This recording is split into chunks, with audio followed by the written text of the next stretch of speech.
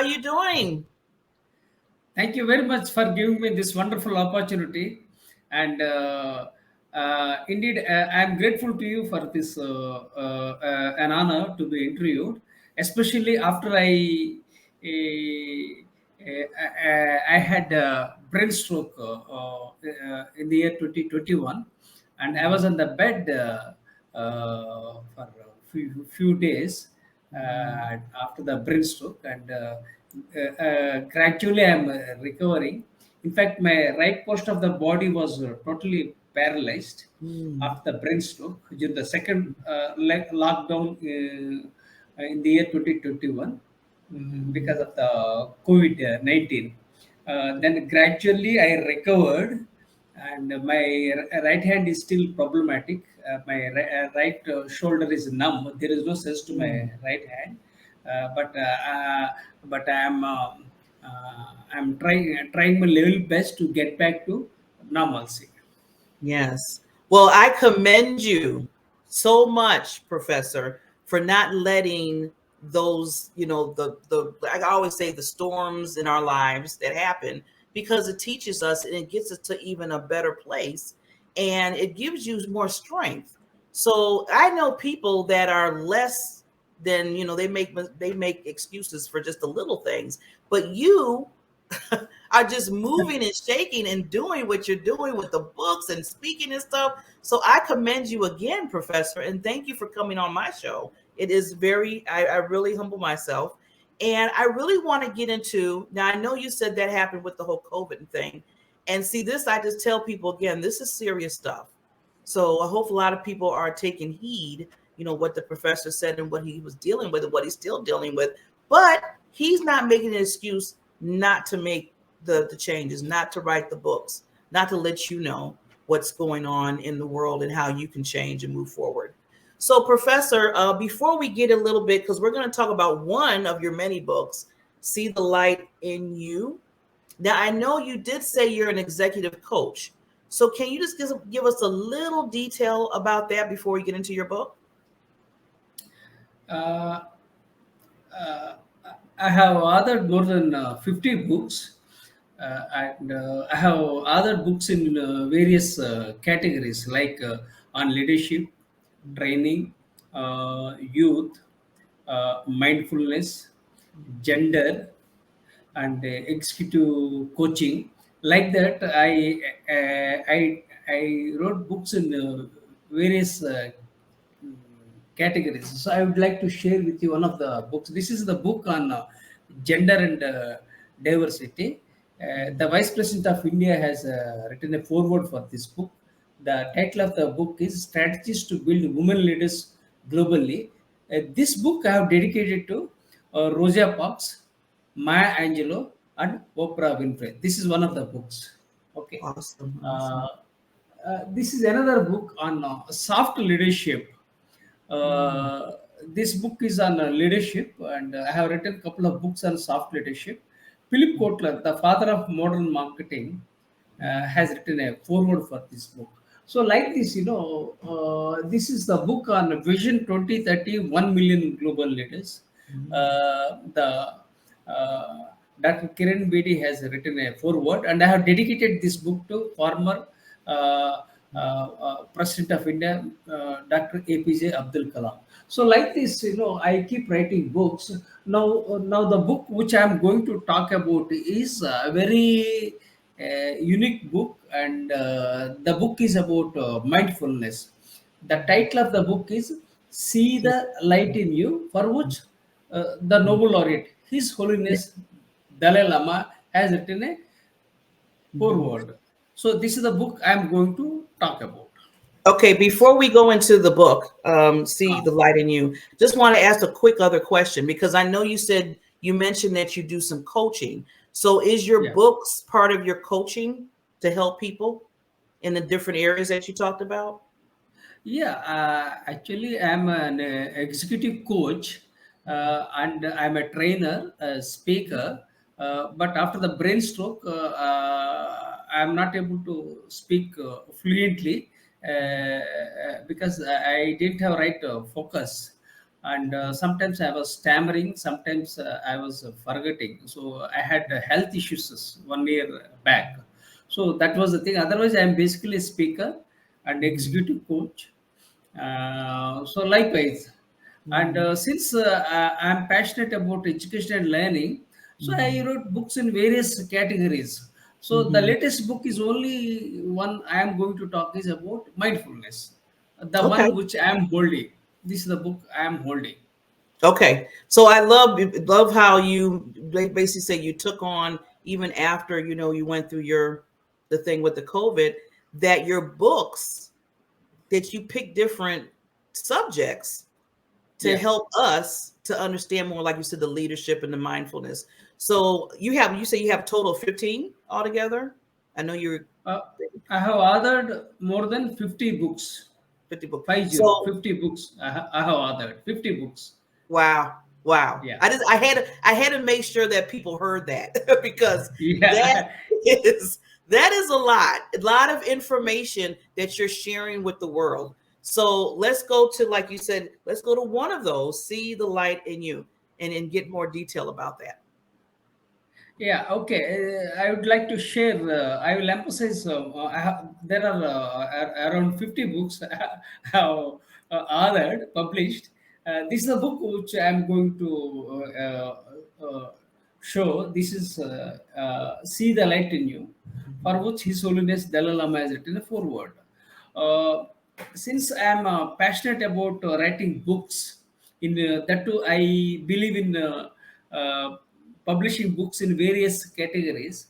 So I thought around some 4 years back, why not to write a book on mindfulness? Because I was writing books on executive coaching, training, development, leadership, soft skills, students like that. I was writing various types of books. So I thought, let me focus on mindfulness because mindfulness is very much required. It is not that I am talking about mindfulness just because of COVID. I wrote this book 4 years back. That means much before COVID-19, and I wrote this book because divorces are raising. That's one thing, and mental illness is raising too, and suicides are also raising in India. So I thought, why not to address the issues on mindfulness? Then I wrote a book on mindfulness. Then I requested His Holiness Dalai Lama to write a foreword. Then then he has asked me to send the manuscript, and I sent the manuscript to His Holiness Dalai Lama. He appreciated. Then he has written a foreword for this book. I am always grateful to the Nobel laureate, His Holiness Dalai Lama, for giving me this opportunity. And I express my gratitude to His Holiness Dalai Lama for writing forward for this book. Now, I would like to know from you about mindfulness. Yeah. So can you give us some of the information or objectives that you have within See the Light in You about mindfulness? Yeah, mindfulness is very much essential. It's not because of COVID-19, but it is required earlier. Now also it is more required because globally there are so many challenges, and we need to emphasize more on mindfulness. There are so many health issues, complications are rising, especially post to coronavirus. So many challenges are rising, so we need to emphasize on mindfulness and wellness, and so we should focus on the present, not the unpleasant past, or we should not think excessively about the future. We should learn to live in the present. We should enjoy the life. We should provide we should lead our life with purpose and meaning. So research shows that people waste 30% of their time by thinking about the unpleasant past that can't be changed. And also, research shows that people are unnecessarily worried about the future that can't be predicted.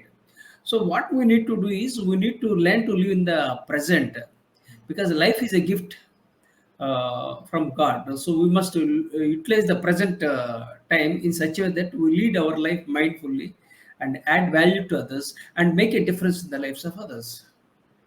Very well put, Professor. I love that. And I always tell that, you see, me and you, I can see we're on the same wavelength here, because I always tell people the same thing, Professor. I always say, the past is the past. You learn from that.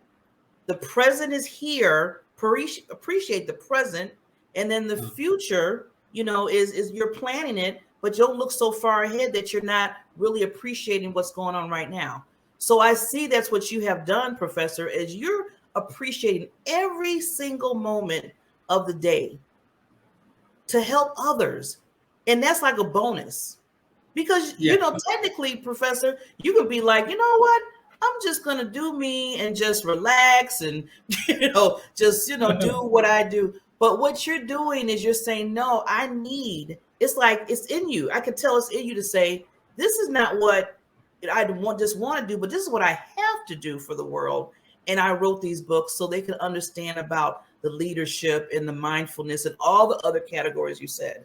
So I'm glad that you're taking, and you told yourself, even though, you said, I'm not going to let this stop me from my, having paralyzed and dealing with some things. I got to keep going. Okay. Now let me share with you one more thing. I'm a dyslexic.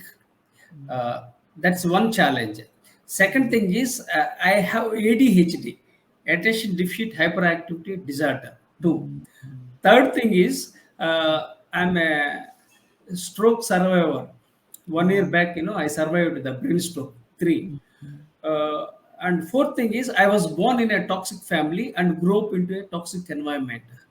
So despite having so many challenges, but I am not giving up. And I am 59 years old with the mental challenges, physical challenges, financial challenges, but I am not giving up. People think I am a very rich and affluent. I keep flying across the world, but the reality is that I still go by a walk. I don't have two-wheeler. I don't have four-wheeler, and with so many financial challenges, but I am not giving up.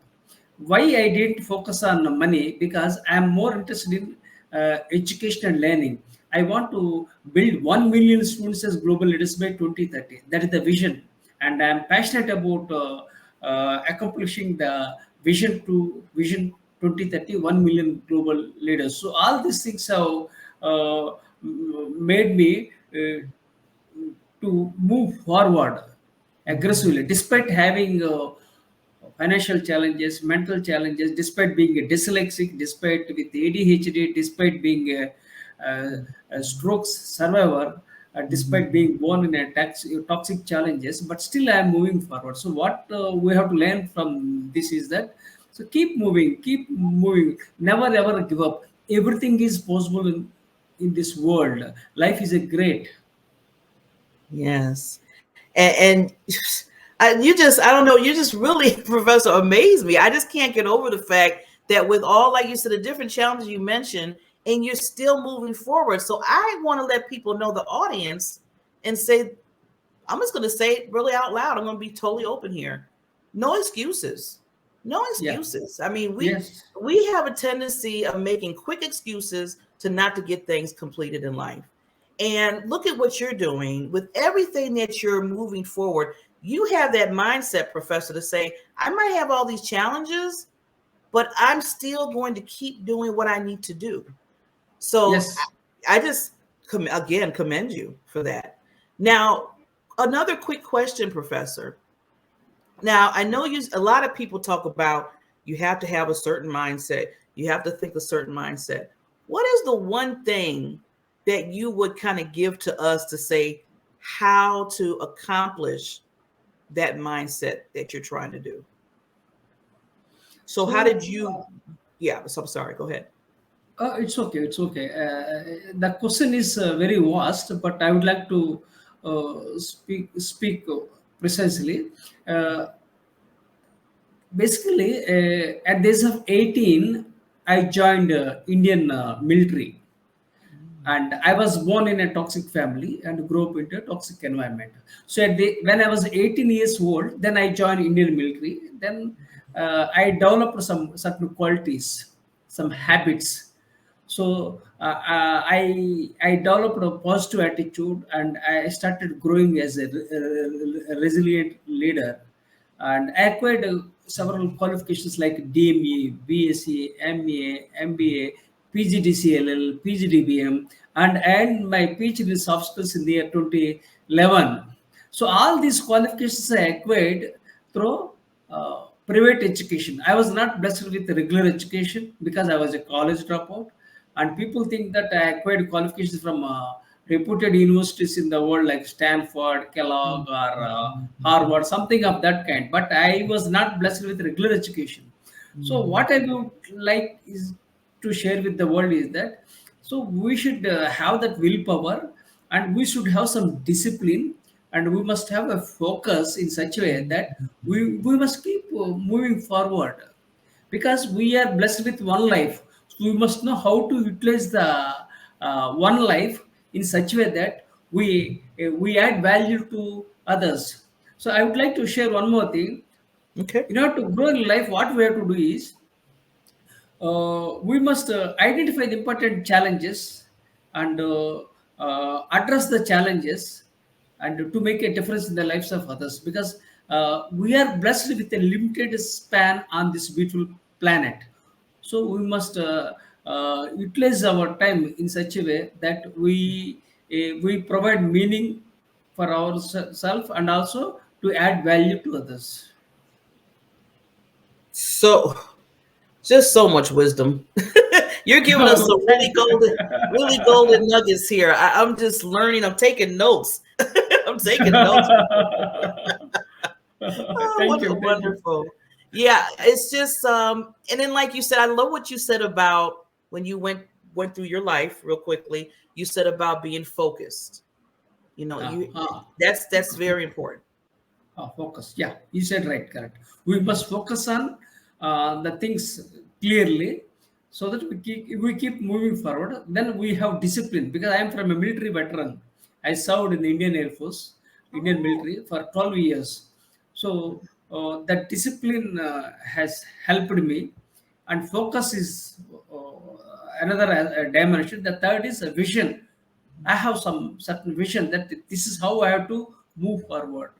Then I have some passion, like, I'm passionate about certain areas like reading, writing, and sharing knowledge. So these are all the certain hallmarks of my personality that helped me move forward aggressively despite having several health challenges, mental challenges. so you know what, Professor? You might laugh at this. So I have a title for a new book for you. Oh, really? Oh, God. It's a good news. Good news. Yeah. Good news. You want to Yeah. hear Go, the go. title? Yeah. Do let me know. In case if possible, I'll write an endorsement for your book. No, but this is you'll be writing the book. I'm just gonna give you a title. Acha, acha, you want me to write? See, let me share with you. 50 books have been published, and Wow. 10 books are still pending, Oh because my I could God, you not. Yeah, 10 books are that's pending 60. because of the brain stroke, things were disturbed. Yeah, So, and of I'm course. not able to type with my right hand. Yeah. So I'm not writing. So maybe it may take 6 months or 1 year to get back to the track and type the things. Once I am back to the track, and I will definitely write one more book.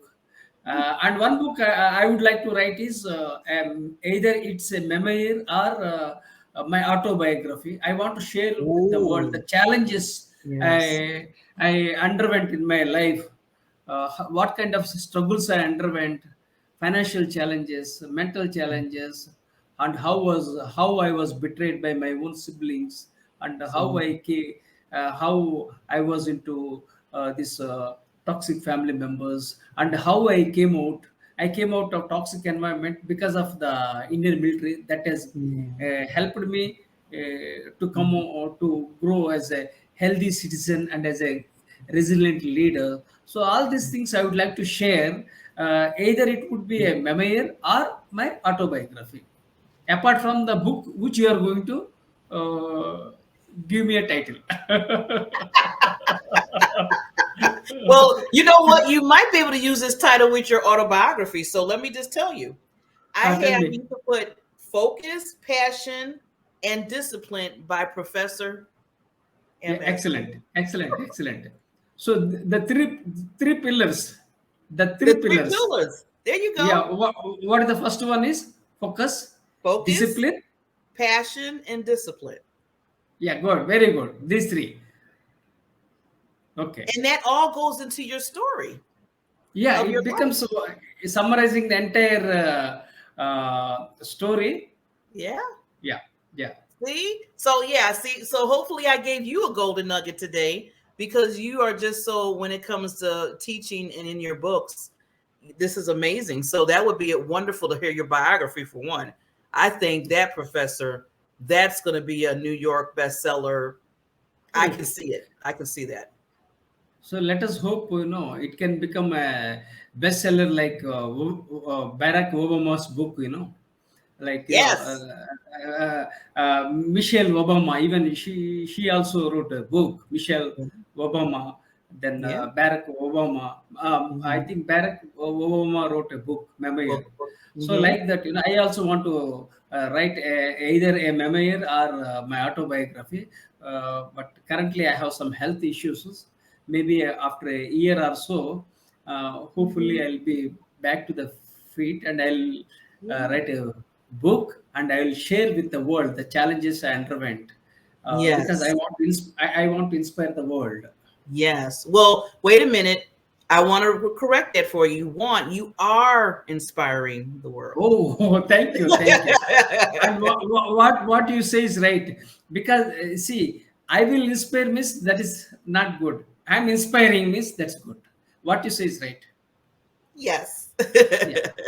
Yeah. I just want to let you know you're doing it right now. You're Yeah, doing yeah, it right that's now. what. Yeah, you Yeah. corrected me. Yeah, what you say is correct. Then what I Yeah. said, because Yeah. we are in the process. We are in the process. Okay. Process. Yeah. So, Yeah. Professor, before we sign off, is there any last thoughts that you want the audience to know? I think this is a pretty good interview, and the message from this book is very clear: health first, education second, and wealth third. Because every book, I leave a message with the world. The message from this book titled "See the Light in You" is health first, education second, and wealth third, because we need to focus on health. People, what they do, they care for money, and they get into health challenges. So we Mhm. should focus on health. One only when you are healthy, then you can become wealthy. Okay, so my priorities are very clear. First thing, uh, health first, then education. Okay, so second pillar is education. The third pillar is wealth, because wealth is also required. Okay, man cannot live by bread alone. So an individual needs everything. So the message from this interview is health first, education second, and wealth third. I love another golden nuggets from the professor. Oh my God, you just coming out with wisdom all over the place. I could Thank listen to you, you thank all you. day. I could listen to you all day. But we're gonna have to bring you back, Professor, for another talk, another conversation with us with the Coaches Lounge. I thought, I'm inspiring the world, but the thing is, you are inspiring me. Oh, Oh, you are that's inspiring me. Yeah, good. I appreciate your passion, Yeah, because thank you. I appreciate your passion to add value. This is a amazing thing. This is an amazing thing I learned from you. Thank you. That's the takeaway from my feedback. Is I appreciate your passion, and and make a difference in the lives of others. This Yeah. is my feedback to you. Oh, well, they are gonna put the heart up. Thank you so Thank much. you, thank you, thank you. Well, Professor, we're gonna have to bring you back on the show, sir. Please continue to do what you're doing. You are a world changer. Remember that, okay? Now, I don't care what anybody says. You are a world changer, and we're gonna bring you back again. Everybody, reach out to Professor. He has, like he said, he has many books and books in the making. I didn't even know that until he said 10 more. Books He just in the continues making, to go yeah. on and on. Keeping maybe 100 books, maybe 1,000 books if I'm alive. If I'm alive, thousand books in my lifetime. He's leaving a legacy for us. He's leaving a Oh, legacy. yeah. You said correct. Living legacy through my books. Living legacy through my intellectual contributions with a number of books. Yes, yes. So thank you, sir, and everybody. Again, the Coaches Lounge comes on every Friday. Please make sure you tune in, and please tune into the professor and give him some love and support because, like I said, he is making a difference in the world. Thank you, Professor. I appreciate you so much. Thank you very much for this wonderful opportunity.